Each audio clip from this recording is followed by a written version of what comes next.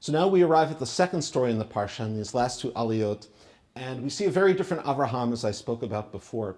But we have another kind of crisis, which is the crisis of the wells, which in the ancient Near East represented at least two things for Avraham. One, when Avraham dug wells, it was a way of owning the land where his flocks grazed. So he depended on that land for his livelihood and to sustain the people around him, which the Torah records was a pretty large entourage. The other reason that wells were important, obviously, were for water for people to survive. So in this case, what happened with Avimelech is that his servants stole the wells that Avraham had previously dug. And so Avraham needs to negotiate with Avimelech, and we see him do that, achieving a peace and a kind of wholeness that eludes him in his family.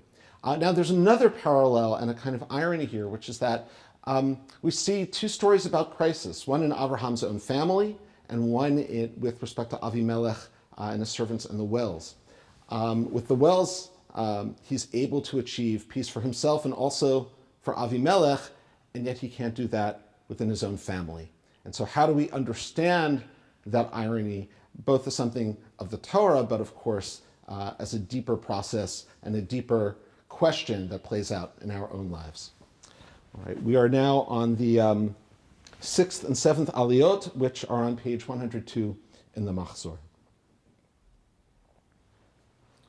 ויהי בעת ההיא, ויאמר אבימלך ופיכל שר צבאו אל אברהם לאמור, אלוהים עמך בכל אשר אתה עושה, ועתה הישבע לי ואלוהים הנה, אם תשקור לי ולניני ולנכדי, כחסד אשר עשיתי עמך תעשה עמדי, ועם הארץ אשר גרת בה.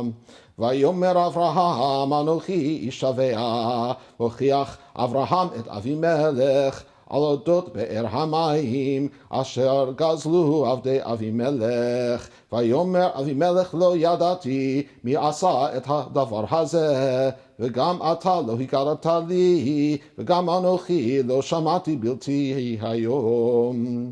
ויקח אברהם צאן ובקר, ויתן לאבימלך, ויכרתו שניהם ברית. Now we are at the seventh and final aliyah for this Torah reading. ויצב אברהם את שבע כבשות הצאן לבדהן. ויאמר אבימלך אל אברהם, מה הנה שבע כבשות האלה אשר הצבת לבדנה? ויאמר כי את שבע כבשות תיקח מידי, בעבור תהיה לי לעדה, כי חפרתי את הבאר הזאת. על כן קרא למקום ההוא באר שבע, כי שם נשבעו שניהם, ויכרתו ברית בבאר שבע.